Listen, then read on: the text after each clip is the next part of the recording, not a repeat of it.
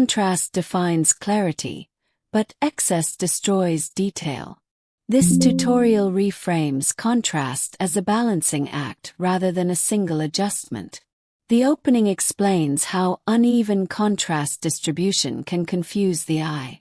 You will learn how to allocate contrast selectively so important areas stand out naturally. The teaching style focuses on moderation and observation. The practical result is images that feel sharp yet comfortable to view.